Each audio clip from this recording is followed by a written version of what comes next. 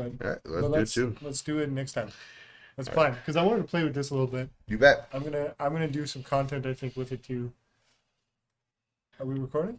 We are. We are recording.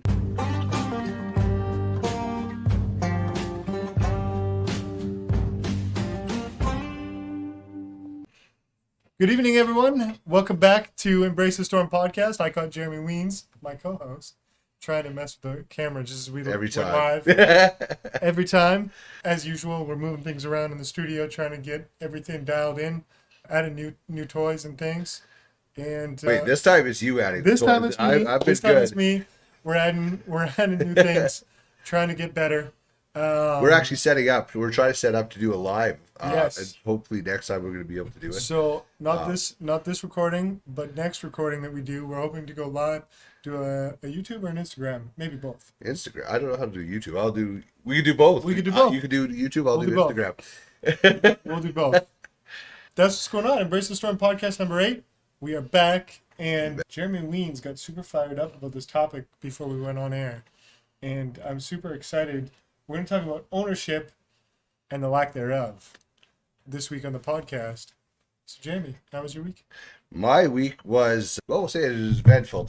You know, work-wise, I was really busy, which was really good.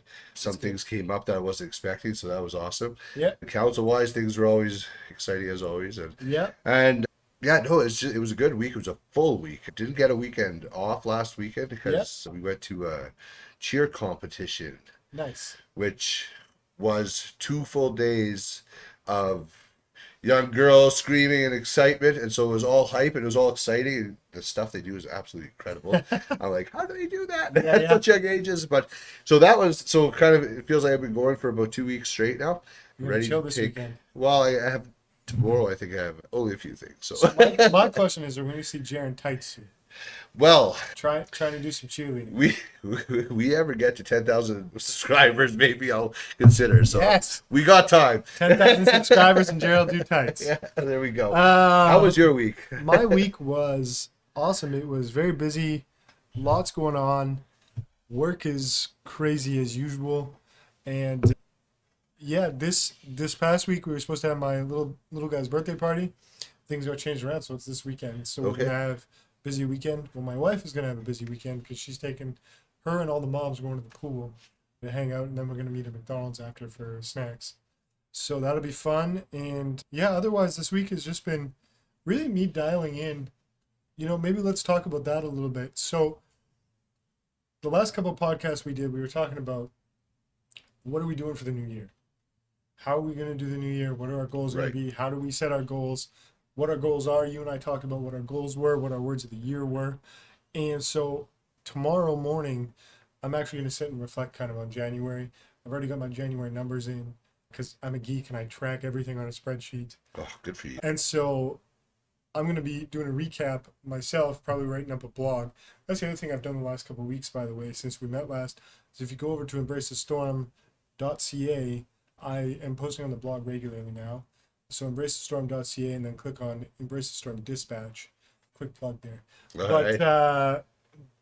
But yeah, how do you think, and I'll answer, but how do you think January went in terms of where your goals are, and are you on track, off track, and how are you feeling? So it depends which goal you're talking about. There are some goals where I was looking at it and I was like, I'm not where I want to be. I'm not what I want to accomplish, right? Yeah. But then there's other goals, like for instance, like a dollar amount of what I want to make, right? Yeah. But then there's other goals where my ends goal of how many ends I wanted to complete. Yeah. I am well ahead of where I want to be. So excellent. So it maxes out because I did some things that are long-term play, so it's not necessarily make the most right now, but you'll make it later. Yeah, but you're making up for it. Yeah. You're making up. And so I'm off to a really good start for the year ends wise. Yeah. But dollar amount. The last week I found I really dialed in a lot more on diet and stuff. Exercise has been, like, going to the gym has been consistent, but diet has been something where this last week I dialed in a lot more. I had 5 consistent days of actually sticking to what I said I was going to do, right? And are you doing calories or macros? No, I'm not doing any of that. Okay. No, I got somebody to design a plan for me, Okay. and it's simple. Like, you take X amount of like 200 grams of meat, a cup of potato, whatever, like, Yep. right, and then Yep. and Like just a diet plan, four a ounces of meal orange plan. juice. Yeah, and it's very simple, Okay. and I can interchange it with a number of options, so it's Yep. really nice and So easy. you're what you're telling me is you've been sticking to it. Right? Yeah, and so the Good. nice thing Love about it that. is it's so simplistic, Yeah. it's so easy. Yeah. I could change it, but like what he did was he kind of did all the calories for me. Yeah. He's like, if you eat this and It will be this. this is about what your Yep. calories will be, right? Yep. So roughly, right, within range, Yep. and how that's going, right? So in the last few days, this week, I think I'm down like 7 pounds. So like that's I tell you this all the time, but you notice it in your face. well, that's where I noticed. So yeah, it'll go down, and then it'll go up, right? Like Yeah. so, Yeah. but now I've been consistent, and I've like, and like that's 5 days of really being consistent, On point. and it just shows like not that I was doing necessarily horrible, Yeah. but I was just eating. You'd have a little bit of extra, right? That's just not necessary. Yeah.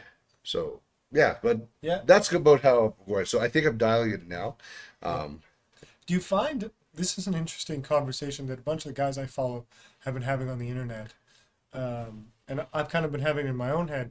Do you find that when you're more dialed in physically, nutritionally, everything else, you feel more empowered to be dialed in on your other, work tasks, life tasks, family tasks, things like that? I think I think everything ties in because it's all about discipline, right? Like today or like this week, Yeah. the one discipline that I've been struggling with for the while is going to the cold tub. I just haven't done. I haven't had good sleep, so I've been Yeah. feeling well, and I didn't do it. This week, I was like, I got up Monday, and I was like, this is what we do, right? Yeah. And I was like, I was tired, I didn't care. I like, Did it anyway. let's do it, right? Yeah. And then it's just like the next day, get up, and I woke up, and I was like, oh, just like Dreading. just Yeah. like I wasn't even dreading the cold. I just was tired, right? And just Yeah. didn't want to get up. And Yeah. it's like, but you know what? This is what we do. And that was kind of the theme of my week is this is what we do. Yeah. So it was like I get up and this is what we do. We get up, we go to that cold tub, then we hit the gym, Yeah. or then we come back and we get to work. Yeah. So I find it interesting because the more dialed in I am on those two components, yeah, which I'm in full control of, the more empowered I feel to carry through to my job, to my family, to my other goals. I'll add one more into it though. Yeah. The spiritual aspect of it actually is something that I've really dialed into, which I think has helped give me a little bit more clarity of it, right? Okay. This is what I do. Now I figure out why I do what I do, right? And Yeah. part of it is believing in God and knowing that you know what, there's a higher purpose. It's not just me and I'm going to be gone in dirt, Yeah. but there's more to it. It's also what do I leave behind me for those to follow. Like Yes. this is what I do. It's been the theme of it, right? Yeah. And so I think that's one thing that really has got me. And I'm gonna go a little bit of a. I've been talking a lot today, but I think I got to feel I'm going to be doing a little bit more of that. We go back and forth, so it's okay. It's okay. Yeah, I've been going through Joshua, the book of Joshua in the Bible, and I've been going through chapter 1 to 5 through the entire month of January. Okay. I couldn't get past 5 for whatever reason. I'm Yeah. not sure why, but it gets to, and that's where they get it. They get into the promised land, and they're all ready to go. Yeah. And chapter 6 is they take on Jericho. And just before they take on Jericho, because that's the first city, that's the first big thing that they're going to take down, right? Yeah. But what I realized in all of Joshua 1 to 5 is it is God telling them, this is my land, this is the promised land, this is where I gave this to you, I gave this to you, I gave this to you, I prepared you. And then they bump up against that first obstacle. Yeah, and well, not only that, but even there, he's like, right in 5, he was like, the past of Egypt is gone. Like, I've taken the iniquity of that is gone from you, Yes. and now we're free. I've supplied you with bread from heaven, manna from heaven. Yeah. I'm stopping. You're going to eat from the fruits of the land, from your labor, right? So it's like there's a shift here, right? So they did all this work, wandered for many years, Yep. got into this. Now they're in the promised land, and they're like, "What do we do?" And God's like, "Now you're going to trust me to go." And there's that whole element, and I think that's kind of probably where I'm at is that trust factor of like, okay, we're gonna take this. Trust me to go. Trust me to go, yeah. And so I think I'm right there, and it's like this is an exciting time. Yeah. And I think I'm right on that cusp, and I think I'm pretty much ready to jump into Joshua 6 to go take on that first obstacle, right? And whatever that looks, right? But I love that. I think it's interesting you mentioned that because there's been a couple of things on my mind this last week and a half, and one of the big ones, and I even wrote a blog post on it briefly, but this idea that we could die tomorrow. Like, this could be the last conversation we ever have together because I don't wake up tomorrow. Mm-hmm. This idea, I've just been reminded, there's been a couple of things that have happened recently, just some things on social, some things with people I know. There have been some things happen. I've just been reminded of this.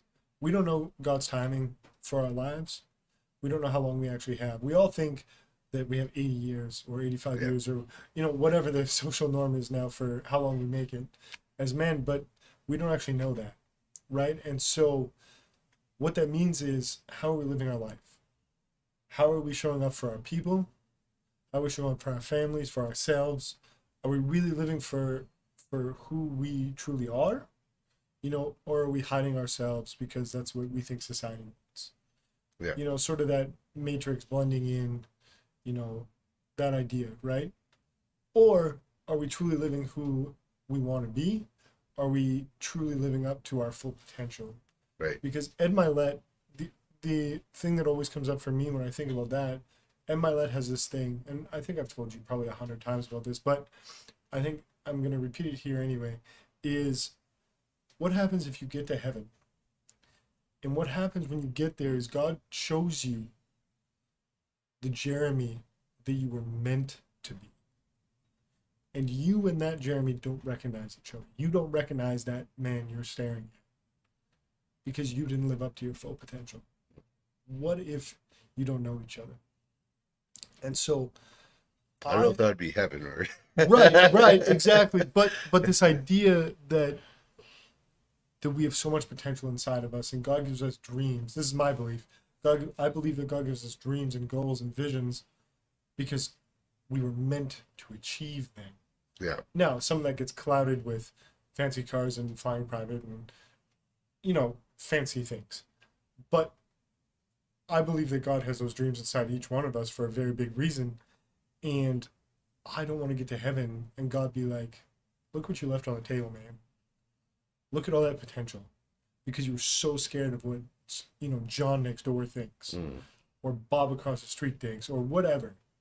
And so, between that and some of the things that have happened around death, and I'm not trying to bring us down here, but just we don't know how much time we have. And if we don't know how much time we have, that should dictate how we live. Tim McGraw, it's a cheesy song, but Tim McGraw's got the song "Live Like You Were Dying." Yeah. Right? Something to think about. I've been thinking about it a lot this week. And so this year, moving through 2024, I started off slow in January. Yeah, how are you doing? Started off slow, way slower than I wanted to. But for me, the tracking aspect, like putting numbers to it, has really made me go, oh, shoot, I need to pick up here, or I need to pick up here. Mm-hmm. So January was super slow across the board. Like, I just started off my goals super slow, right? I wasn't working out as consistently as I wanted. Still working out, but just not as consistent. Same thing with my macros. Same thing with how I'm, doing date nights, hanging out with my boys, all those sorts of things. And so in February, I want to get that dialed in. I like that phrase, dialed in. And through the rest of 2024, I want to focus on dialing that in, actually hitting my goals. Because how much of a loser are you at the end of a year when you're doing all these things, but not actually changing? Right? So I don't want to be that guy anymore. I have been that guy. Right. I don't want to be that guy anymore.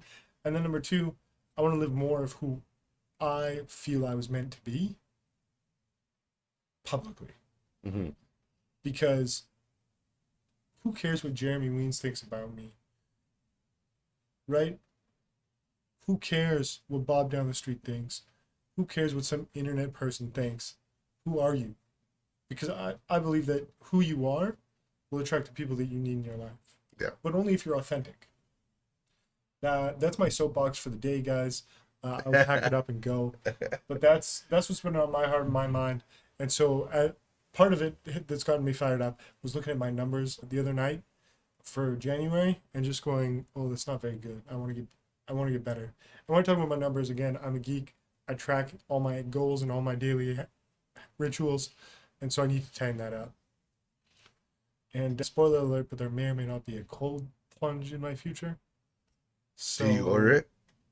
I might have. Oh God, God, you better have. Might have. It might currently be on its way from somewhere in the U.S. Nice. So I have yet to figure out where it's going to go and how. Oh, I'm going to hold you accountable to that one.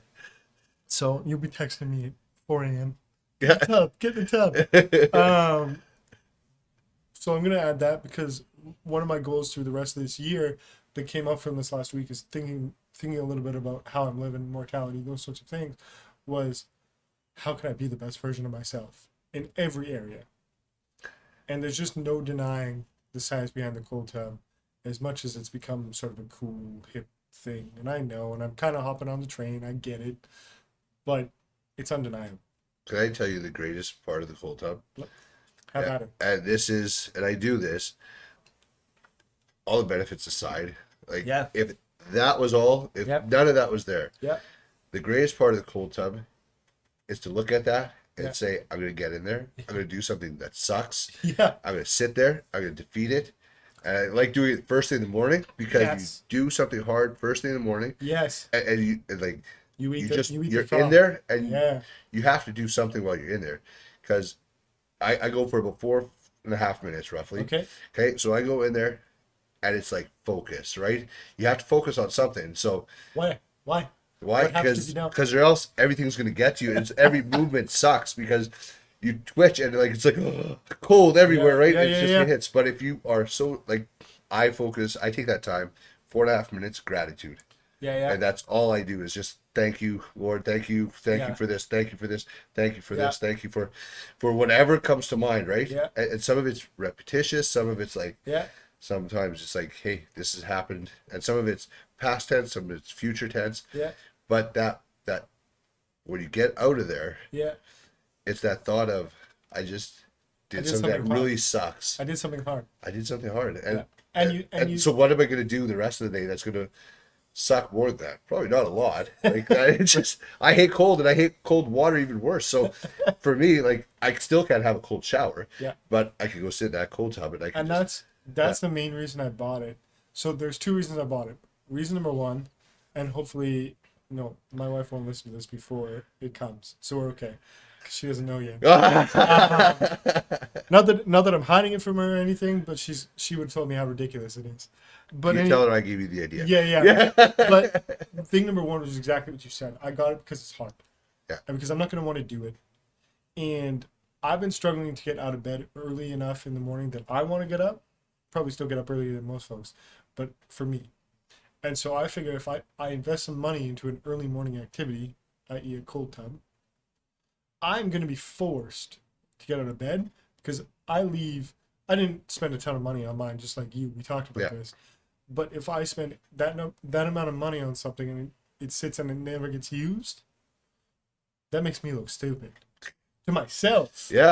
So I refuse to do that. And so I'm hoping that'll help with the snooze button situation. The other side of it is, after doing it for a little bit, you want to do it. And you know it's going to suck, but you're like, you want to do it anyway. I'm doing this, right? And so for me, that's the other side of it is, it's hard. It's hard, and I know that there's going to be health benefits. Like, I did a reel today, again, a shameless plug, but I did a reel today because I heard on a podcast. Did you watch my reel? I did. Yeah. So on a podcast, this guy said the difference between you and me, the difference is I want to fight. You want to win. I want to fight. You want to. Sorry, you're right. You want to I did watch it. You want to win. I was testing you. Yeah. You want to win, and I want to fight. Right. So you want the accolades. You want the money. You want the prize. You want the cheering more than you want the fight. Because you don't really want the fight. I want the fight.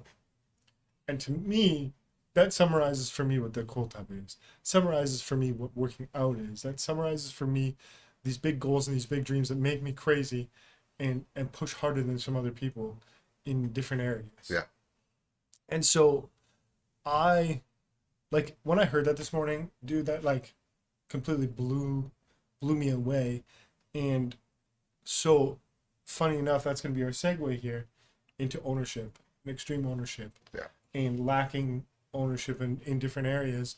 I'm going to turn it over to you in a second, but what I will say is if you love fighting more than you love winning, and when we talk about fighting, we're not talking about boxing, well, it could be an aspect. What we're talking about is, are you fighting for what you want in life? Right? Are you willing to do the hard things, the cold tub, the working out, the showing up early to the office, the working late, the working on holidays when everybody else is? All these things, are you willing to do the fight? And so today you brought up this idea of ownership and the reverse of that, which is the lack of ownership that people have today. So why don't you riff on that? Tell me kind of where your head's at without, getting your blood boiling too bad. Yeah, it's been a interesting week for that because, as we talked about earlier, I can't get into too much, but there's an element where I've just dealt with people and just being honest with them is like, okay, here's our problem. Like, we had a big thing that happened, right? There were some things. Here's the problem, okay? And I went to the table with, okay, here's our problem. This is what we did. This is how we're going to fix it. Yeah. Right? And I left it. Yeah. And they're like, yeah, but you also did this. I'm like, okay, hold on. So, okay, whatever. We did that as well. So, but that's kind of it was kind of not, it was a half truth, right? And so you're kind of like, well, hold on a second. Yeah, we did this part we did. That part's on you, right? Yeah. And I'm like, it's not a big deal. It wasn't a big thing since life happens, mistakes happen, right? Yeah. And yet they just dug in so deep and like, oh, we never did anything wrong. I was like, well, hold on a second. Yeah, and you came to the table going, I'm owning these 4 things. Not only that, but I'm owning this, and here's our solutions, how we're going to rectify the situation to make it good. Well, you know the rule of a great leader, right? You never come with a problem unless you have a solution. Right. Right? Yeah. So you came with the problem. You said, this is me, this is me, this is me. Yeah. But here's what we're going to do to rectify. Well, actually, they came and presented a problem to me. I didn't realize, right? Okay. And so I was like, oh, okay. And so on the spot, I'm like, how do we fix this? Like, that was my thought is like, yeah, we have an issue, but how do I fix this? How do I make it right? And so as we're in the middle of our conversation, I was like, okay, well, this is what I think we should do to make it right. It's like, that works. That's good. That would make it all better. I'm like, okay. Yeah. But now what are you going to do on your end? Oh, no, we didn't do that. Yeah. We didn't do anything wrong. Like, well, hold on. Let's look at this. No, that didn't happen. I'm like, well, we have evidence of it here, right? Like, it's there. But but even though they're looking at it and they're seeing it, they're like, no, that's not how that happened. It's literally word for word, like, right? But they're like, no, we don't want to admit to doing anything wrong. So your frustration came from the lack of ownership, where you had ownership, sort of a butting of heads in the situation. And so how do you think, and I mean, you just lived it, so maybe you're a little bit too close here, but something that I think about a lot is, we were just talking about working out and diet and things like that before, right? Not diet, nutrition. Right. I don't like the word diet. But anyways, this idea of what you put in your mouth, how you move your body, you are in full control of that. 100%, yeah. No one else is dictating that. And there's no one else involved in that decision but the little man upstairs, right? Yeah. That self-talk.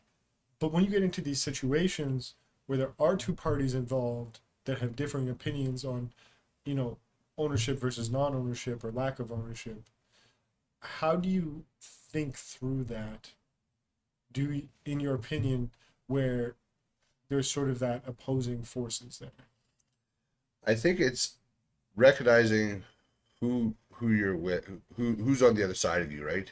Not taking that ownership. And once you realize, okay, this is what I'm doing, and you realize that they're just not going to have that same level of integrity. Okay, so what do you do with that, right? How do you deal with that? Is, okay, sit back and think, okay, this is what I'm going to own. whether they're going to own it or not, I'm still going to take ownership of what I did or what I'm responsible for, whether I did or not, or maybe I left or made a mistake or whatever it is or didn't do, right? I'm going to take ownership of that. Yeah. So in that, then it's like, okay, so this is what but you're not going to do your part. I'm not going to go take ownership of somebody else's mistakes either, though, right? Like, I'll take ownership of the situation as much as I can, and this is how I'm going to fix it. Now, the other side of it is, I will also, next time I come into interaction with that person, I'm going to make sure I have everything done that I need to get done to make sure I'm on top.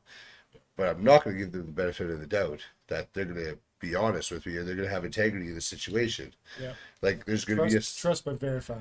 Right, yeah. Like, well, even trust is very weak at that point because it's like, well, hold on a second. We're off here. We're not the same playing field, right? So, yeah, I think because we talked a little bit through the scenario before we hopped on here, and I knew, in broad strokes we'd be talking about it again here, and so one of the things that came to mind is you can control those 4 things that you're going to fix, right? Yeah. You can't control how they're going to perceive that or how they're going to take that or what they're going to do with that going forward, right?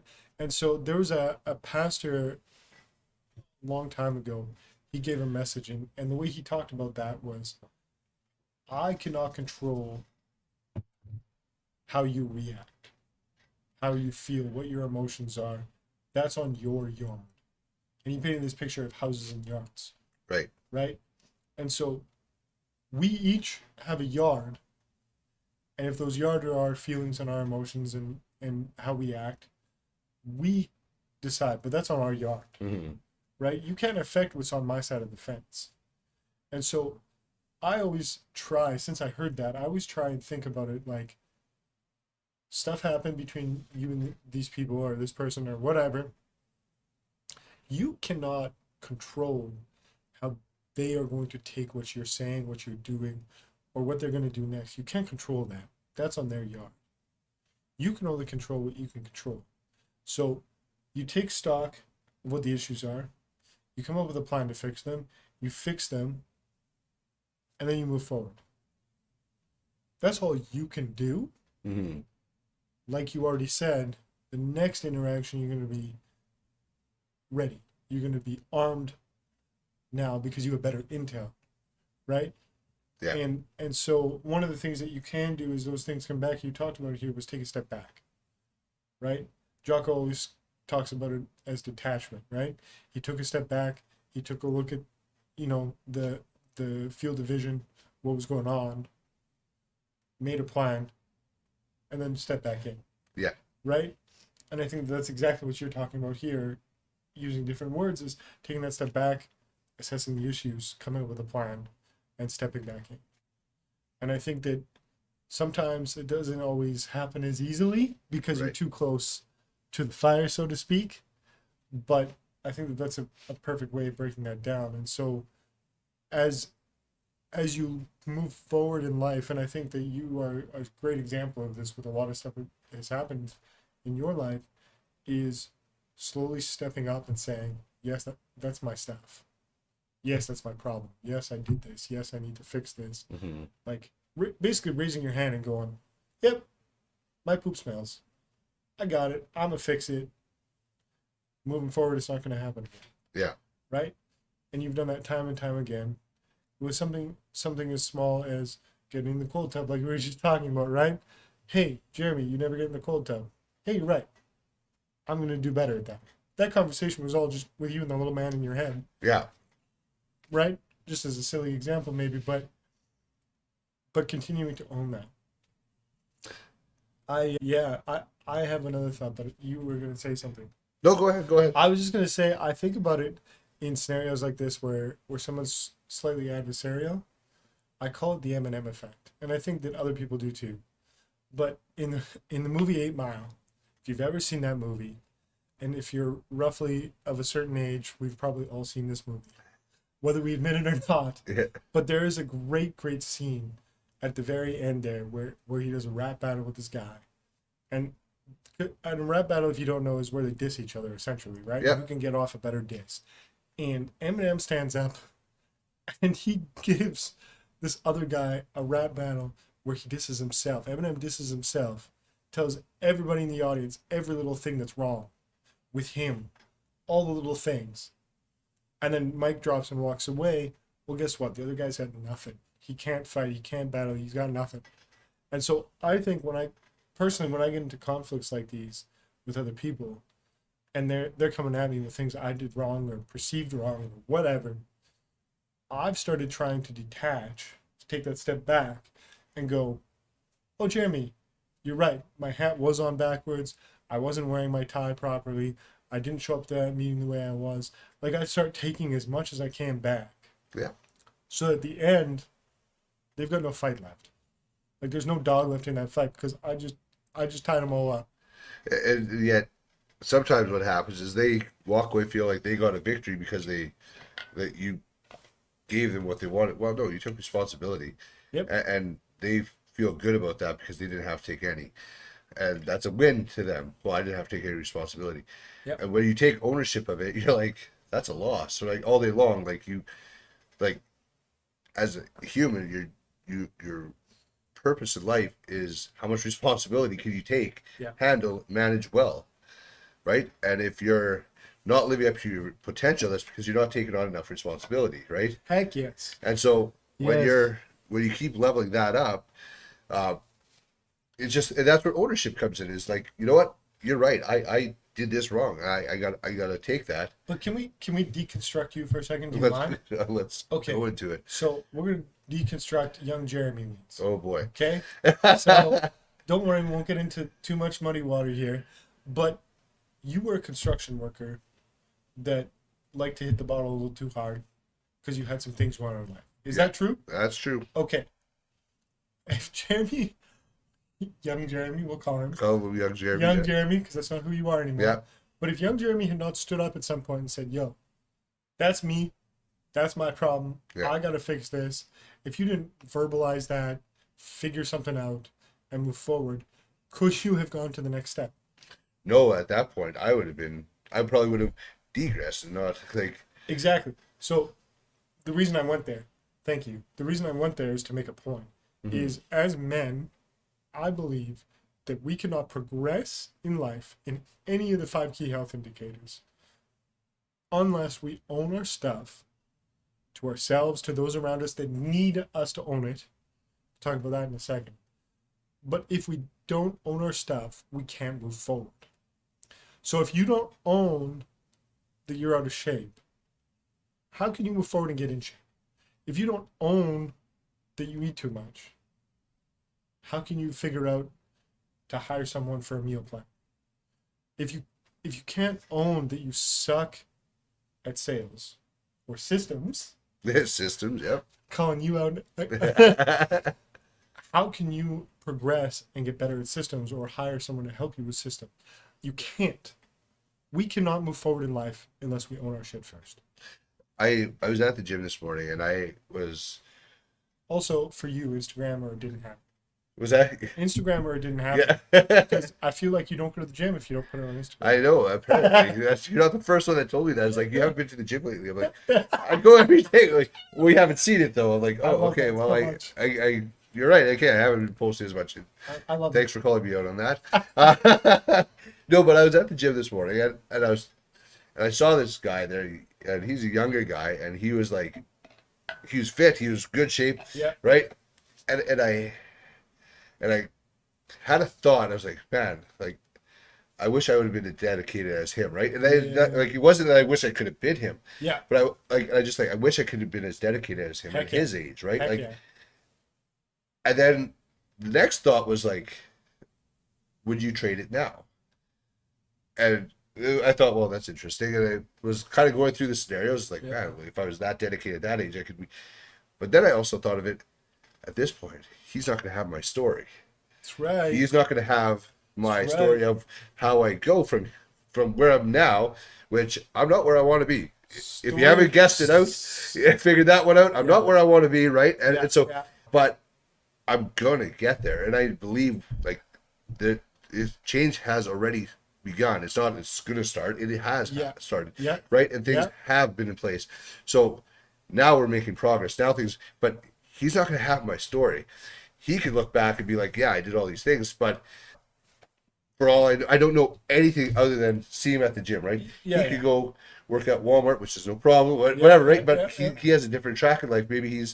Maybe he goes home and drinks all day. I don't know a thing about this guy. Probably not. Like, I mean, he was in really good shape. He's worked out Probably, really hard. probably not. He probably did a lot of good Probably not. things. Like, Yeah. he's looked like he made good choices, right? Yeah. But like, or was on the road to making good choices. Right. But I don't have a clue, right? But yeah. I was but like, it was a good thought. It was a good thought exercise. yeah, but it's like, no, but he's not going to have my story. I got a story that he's going to look at it. He's going to be like, wow, that was inspiring. That I love that, right? And I think too, there are some movies, and I'll tie this back in a second, and then you can carry on. But there are some movies where they do time travel, right? Mm-hmm. And in some of these movies where they do time travel, if they alter the past, things in the future disappear.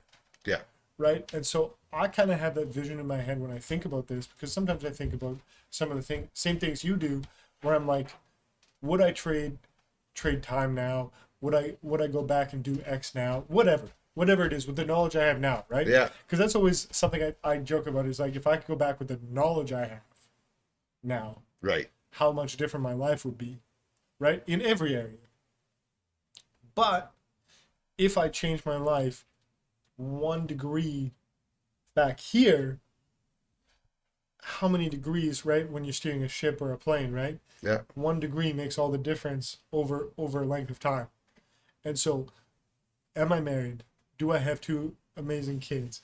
Do I have the friends I have? Do I have the life I have now?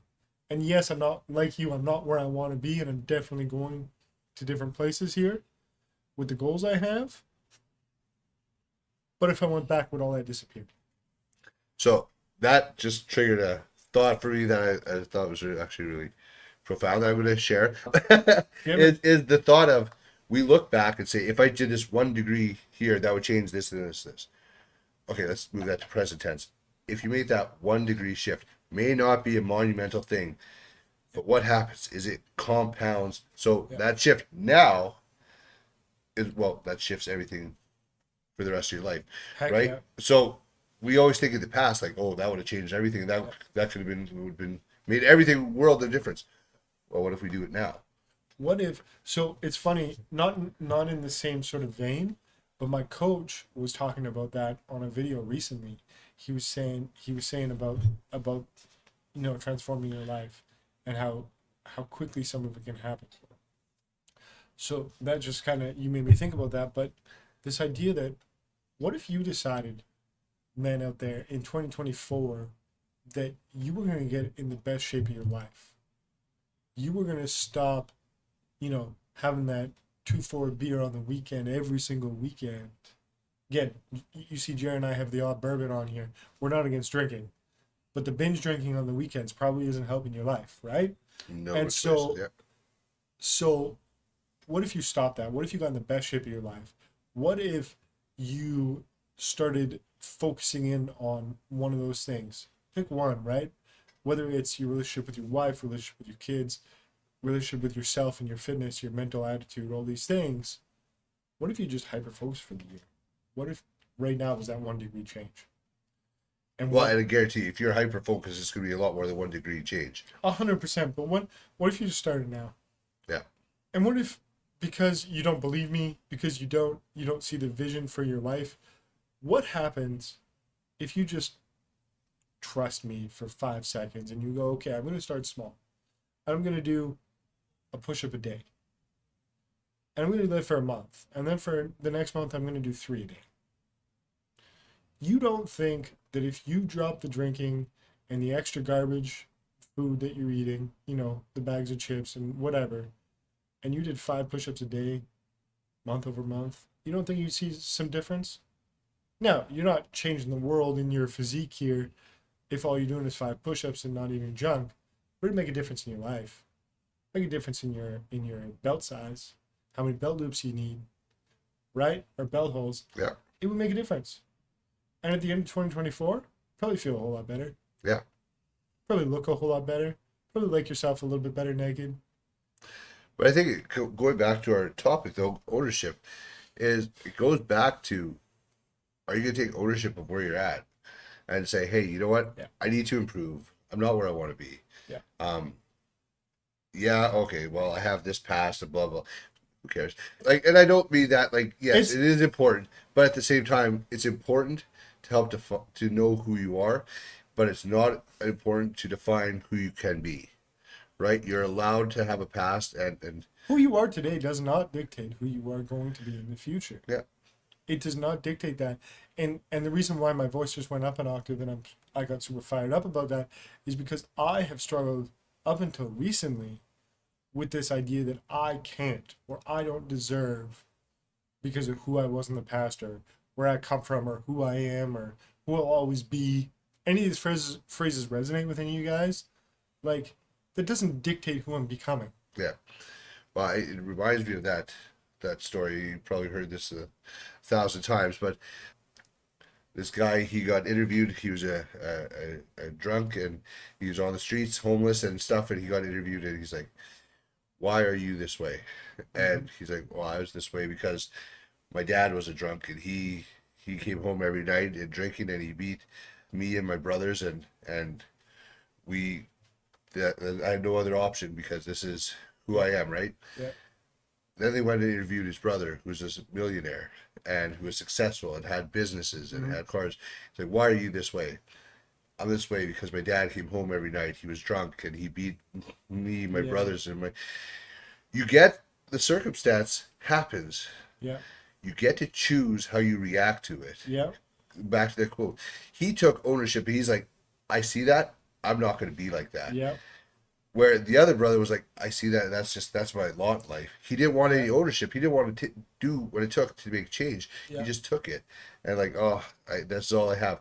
But the other brother's like, no, I'm not going to be like that. I'm going to take ownership of my life. I'm going to do something different, and I'm going to make the changes, right?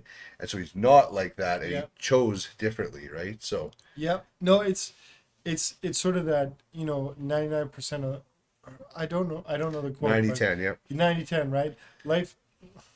Life is 10% what happens to you, 90% how you react. Thank you. Charles, I think that's Charles Woodall. That's exactly right, though, and I think that's exactly an ownership thing. Is when you look in the mirror during the day, and I keep going back to physical, but I think that's where everything in life starts, is that physical, because the physical will help the mental, etc., etc. And so if you look in the mirror in the morning and you don't like where you are, you need to own that. No one else got you there. No one else made you do those things. And yes, mentally you might have the excuse of, my life is stressful, the kids are stressful, work is stressful, maybe, I come from a family with bad genetics. Like, you can come up with all the excuses in the world, but at the end of the day, you are the one that chooses what you put in your pile, right? Yeah. You are the one that chooses how much you move at the end of the day, right? Do you sleep late? Come home and you watch Netflix for 6 hours before bed? Do you eat like garbage? Do you have 2 donuts for breakfast instead of eggs?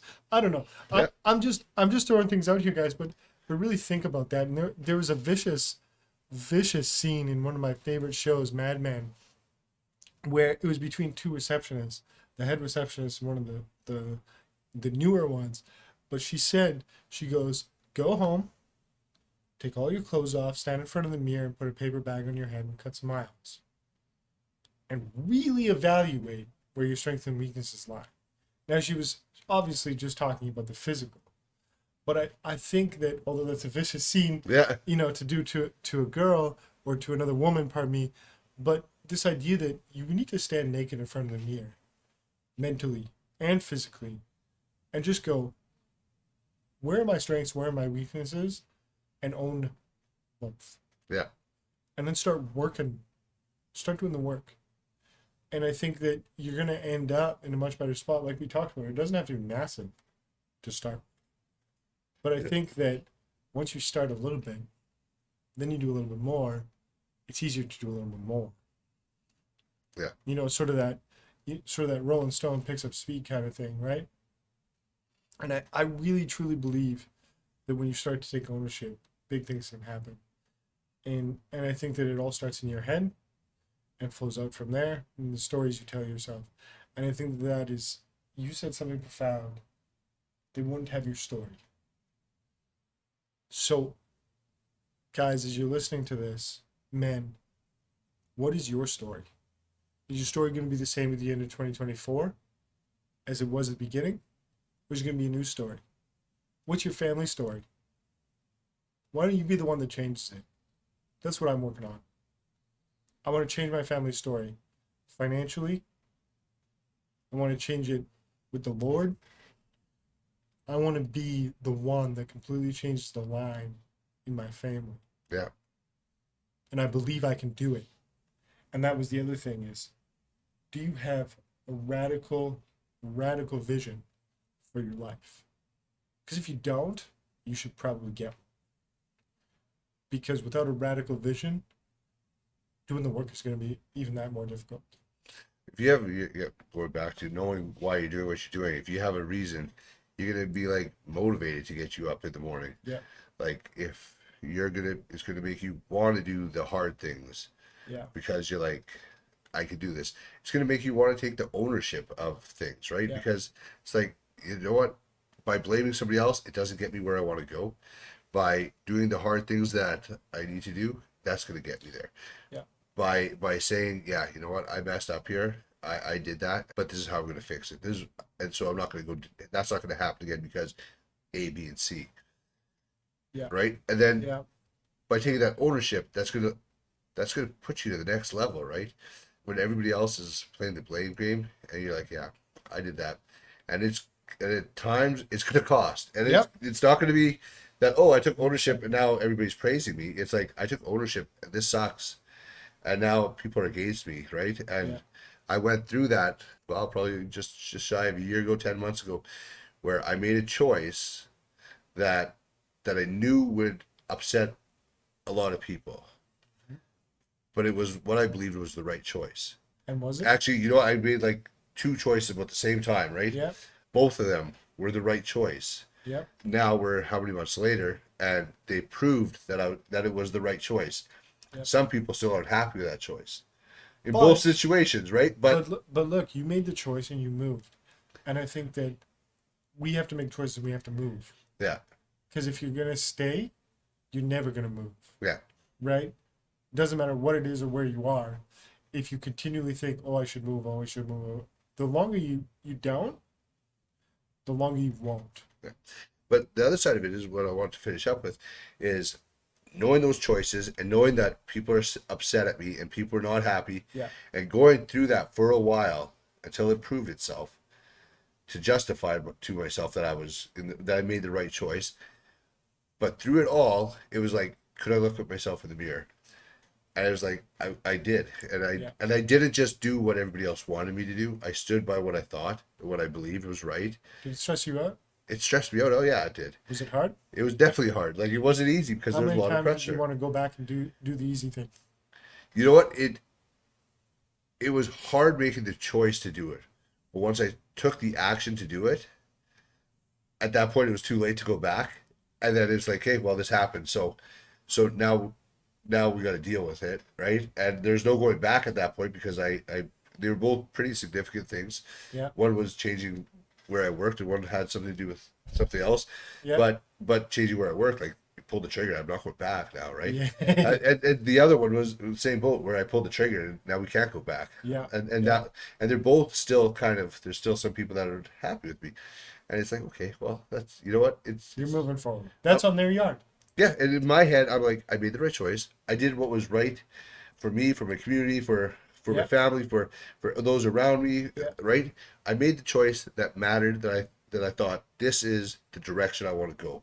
What my why, this fills that, right? So it lines up, I'm going to do that, right? And so taking those steps allowed me to feel good about doing that, right? You got it. And as we wrap up, because we are right on the button here. You bet. I want to say this as an ending, because that's amazing what you just said. So you should go back, rewind that, listen to it again. But here's what I want to say, guys. You start taking extreme ownership, start taking ownership of your stuff. You can build great stories and live a radical life because you have greatness inside of you. So go make that 1 degree of change today and let us know how it goes. Don't let anybody take your story.